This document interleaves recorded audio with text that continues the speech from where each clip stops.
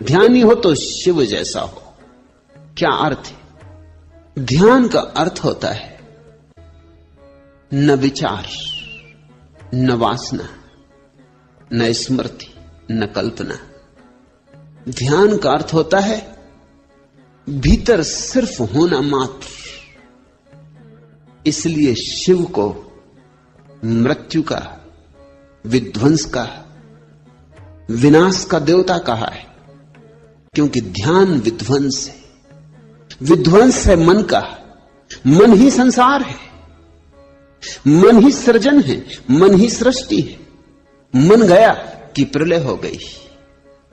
ऐसा मत सोचो कि किसी दिन प्रलय होती। ऐसा मत सोचो कि एक दिन आएगा जब प्रलय हो जाएगी, सब विध्वंस हो जाएगा। नहीं, जो भी ध्यान में उतरता है उसकी प्रलय हो जाती। जो भी ध्यान में उतरता है उसके भीतर शिव का पदार्पण हो जाता है।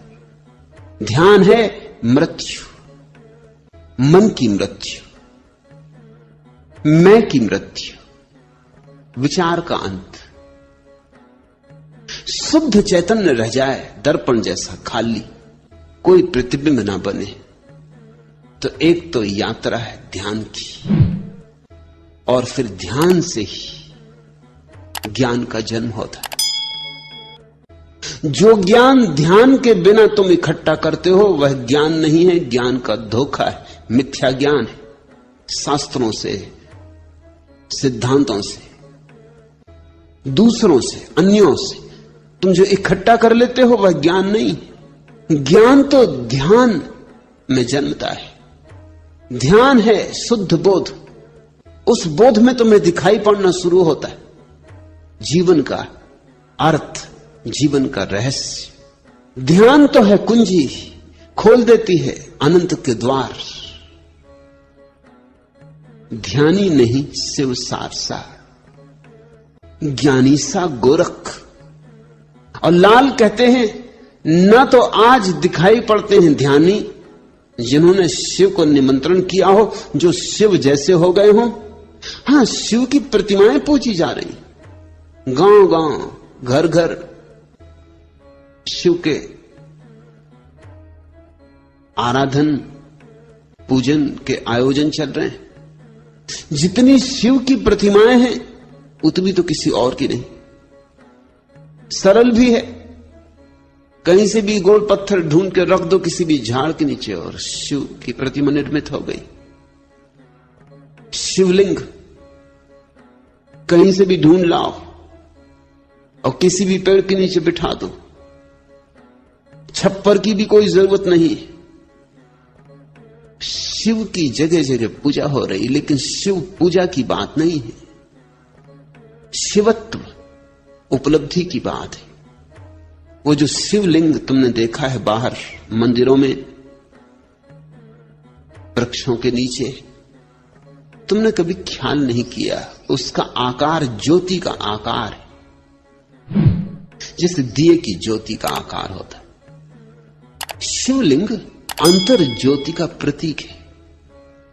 जब तुम्हारे भीतर का दिया जलेगा तो ऐसी ही ज्योति प्रकट होती, ऐसी ही शुभ्र, यही रूप होता उसका।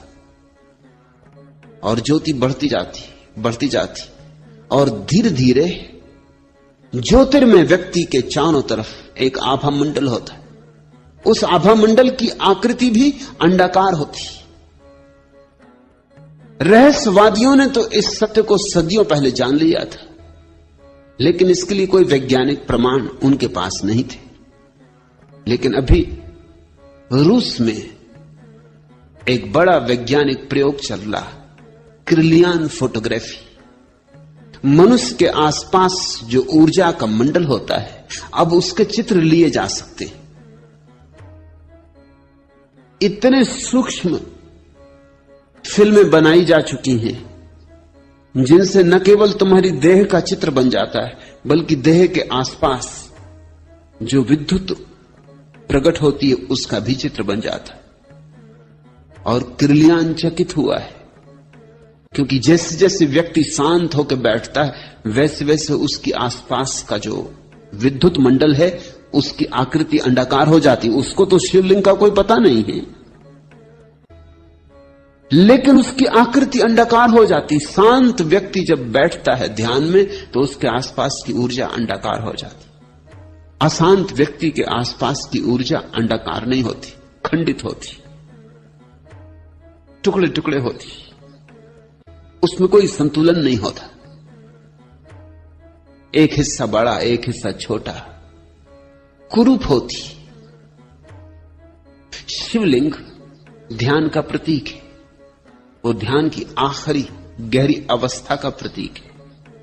और जिसने ध्यान जाना हो उसके ही भीतर गोरख जैसा ज्ञान पैदा होता है। संतों की परंपरा में गोरख का बड़ा मूल्य है, क्योंकि गोरख ने जितनी ध्यान को पाने की विधियां दी उतनी किसी ने नहीं दी। गोरख ने जितने द्वार ध्यान के खोले किसी ने नहीं खोले। गोरख ने इतने द्वार खोले ध्यान के कि गोरख के नाम से एक शब्द ही हमारे भीतर चल पड़ा, गोरख धंधा। गोरख ने इतने द्वार खोले कि लोगों को लगा कि तो बड़ी उलझन की बात हो गई। गोरख ने एक आध द्वार नहीं खोला, अनंत द्वार खोल दिए। गोरख ने इतनी बातें कह दी जितनी किसी ने कभी नहीं कही थी। बुद्ध ने ध्यान की एक प्रक्रिया दी है, विपस्सना, बस पर्याप्त। महावीर ने ध्यान की एक प्रक्रिया दी है, शुक्ल ध्यान, बस पर्याप्त। पतंजलि ने ध्यान की एक प्रक्रिया दी है, निर्विकल्प समाधि, बस पर्याप्त। गोरख ने परमात्मा के मंदिर के जितने संभव द्वार हो सकते हैं सब द्वारों की चाबियां दी। लोग तो उलझन में पड़ गए, विभूचन में पड़ गए, इसलिए गोरख धंधा शब्द बना लिया। जब भी कोई विभूचन में पड़ जाता तो वो कहता बड़े गोरख धंधे में पड़ा हूं। तुम भूल ही गया कि गोरख शब्द कहां से आता, गोरखनाथ से आता है। गोरखनाथ अद्भुत व्यक्ति है, उनकी गणना उन थोड़े से लोगों में होनी चाहिए। कृष्ण, बुद्ध, महावीर, पतंजलि, गोरख, बस इन थोड़े से लोगों में ही उनकी गिनती हो सकती। वो उन परम शिखरों में से एक है। लाल कहते हैं गोरख सा ज्ञानी नहीं हुआ, क्योंकि गोरख ने जिस भांति अपने को मिटाया। गोरख कहते हैं मरो है जोगी मरो, मरो मरण है मीठा, तिस मरणी मरो जिस मरणी मर गोरख दीठा। कहते हैं योगियों मरो, क्योंकि मरने के सिवाय और कोई उपाय नहीं। अहंकार को गलाओ, जलाओ, भस्मीभूत कर दो। मरो है जोगी मरो, क्योंकि मृत्यु से ही तुम अमृत पा सकोगे। मरो मरण है मीठा। गोरख कहते हैं इससे बड़ी कोई मीठी अनुभूति नहीं है दुनिया में। अहंकार के जाने पर मिठास ही मिठास छूट जाती। अहंकार कड़वा है, नीम सा कड़वा है। अहंकार जहर है और हम उसी जहर से भरे जीते, उसी को हम जिंदगी कहते हैं। फिर स्वभावतः हमारी जिंदगी में अगर सिवाय दुख, पीड़ा और कांटों के कुछ भी नहीं होता तो आश्चर्य नहीं। फिर अगर हमारा जीवन एक नर्क की कथा ही होती तो कुछ आश्चर्य नहीं। गोरख कहते हैं मरो मरण है मीठा। काश तुम मर सको तो तुम इस जगत के अपूर्व मिठास को उपलब्ध हो जाओ। ऐसे ही ओशो के प्रवचन सुनने के लिए चैनल को सब्सक्राइब करें और बेल नोटिफिकेशन ऑन कर ले। और वीडियो अच्छी लगी हो तो लाइक करें, शेयर करें।